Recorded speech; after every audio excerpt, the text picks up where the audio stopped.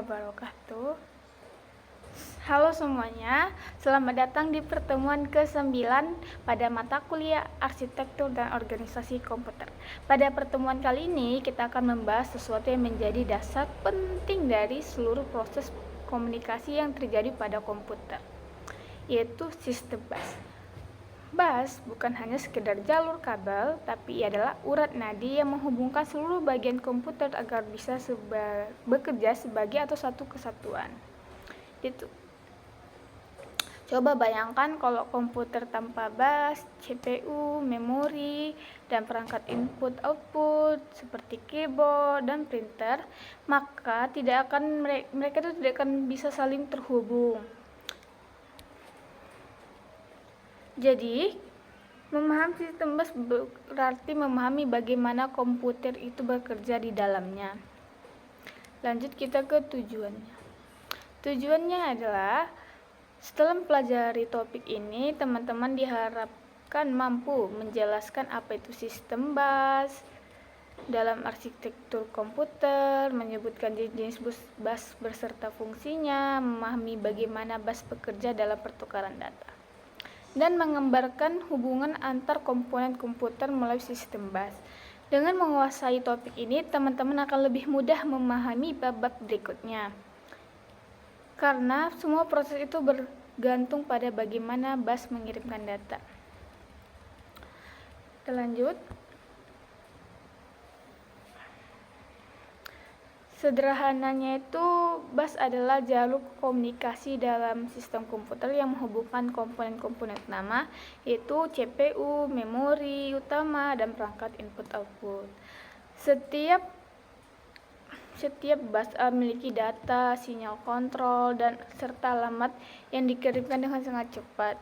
Jika CPU dianggap sebagai otak komputer, maka bus adalah jaringan syaraf yang menyampaikan perintah dan informasi ke seluruh tubuh sistem. Tanpa bus, komputer hanyalah kumpulan komponen yang tidak bisa berkoordinasi, tapi dengan bus, setiap bagian komputer dapat bekerja sama secara harmonis, seperti orkestra yang dipimpin oleh konduktor. Jenis-jenis bus ada 3, yaitu 1.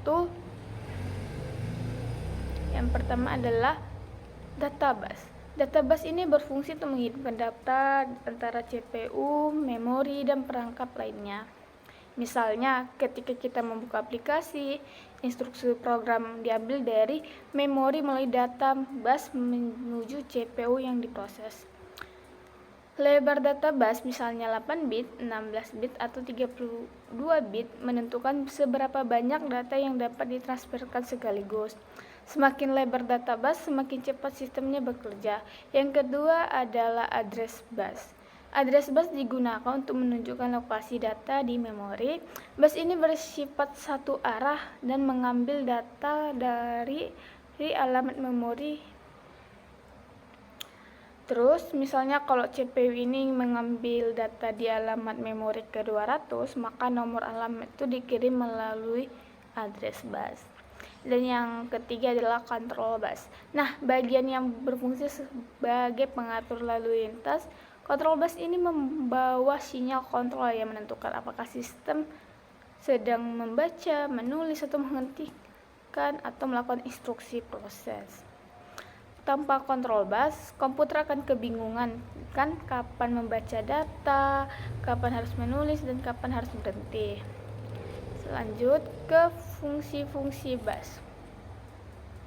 Fungsi-fungsi dari bus itu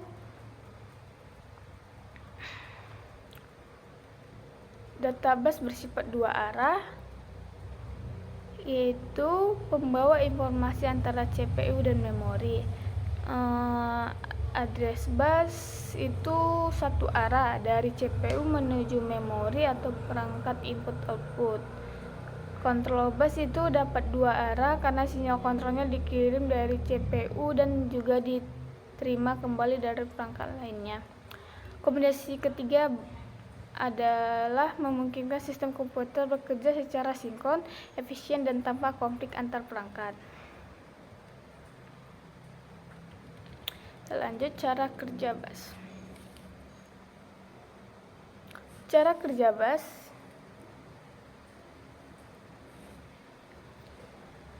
Sini cara kerjanya itu ketika CPU ingin membaca dari memori, langkah pertama yang dilakukan adalah mengirim alamat data melalui address bus. Setelah itu CPU mengirim sinyal read melalui control bus. Lalu memori merespon dengan mengirimkan isi data tersebut kembali ke CPU melalui data. Semua proses ini terjadi dalam waktu yang sangat cepat, bahkan dalam hitungan non-detik ataupun sepermiliar detik. Proses yang tampak sederhana ini sebenarnya adalah fondasi dari seluruh aktivitas komputer, melalui dari mengetik, bermain game, hingga menjalankan program besar. Kita lanjut ke slide selanjutnya. Ada jenis arsitektur bus. Ada dua jenis arsitektur bus yang umum digunakan, yaitu pertama ada single bus arsitektur. Dalam sistem ini, semua komponen komputer terhubung melalui satu bus utama. Keuntungannya, desainnya sederhana dan lebih murah, tapi memiliki kelemahan jika semua perangkat bekerja bersamaan, maka terjadi bottleneck atau kemacetan data. Yang kedua ada multiple bus arsitektur. Sistem ini membagi jalur bus menjadi beberapa bagian seperti bus memori dan bus input-output. Dengan begitu, CPU bisa mengakses memori dan perangkat input-output secara bersamaan tanpa saling mengganggu.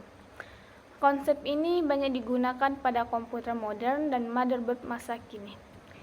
Kita lanjut ke selanjutnya. Nah, sebelum kita akhiri, saya akan menjelaskan beberapa contoh nyata penggunaan sistem bus. Teman-teman pasti pernah melihat jalur panjang berwarna di motherboard komputer.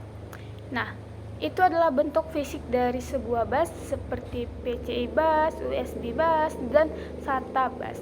Semua perangkat seperti itu adalah kartu grafis, hard disk, hingga keyboard berkomunikasi dengan CPU melalui jalur-jalur ini.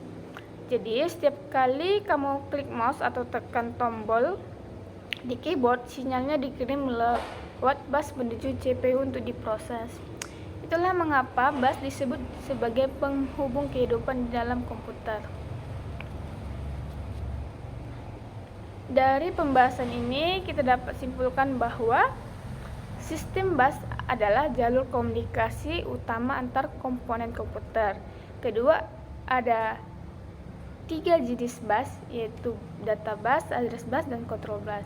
Ketiganya bekerja sama untuk mengatur perpindahan data, lokasi memori, dan sinyal kontrol. Dengan memahami cara kerja bus, kita bisa memahami bagaimana komputer mengalihkan informasi dari perintah sekecil klik hingga proses besar seperti render video atau pemrograman sistem.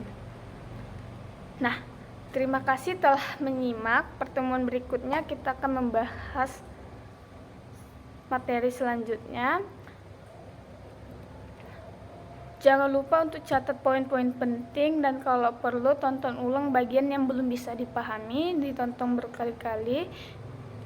Sampai jumpa di video berikutnya. Tetap semangat belajar dan menjadi generasi yang lebih teknologis. Saya akhiri dengan wassalamualaikum warahmatullahi wabarakatuh.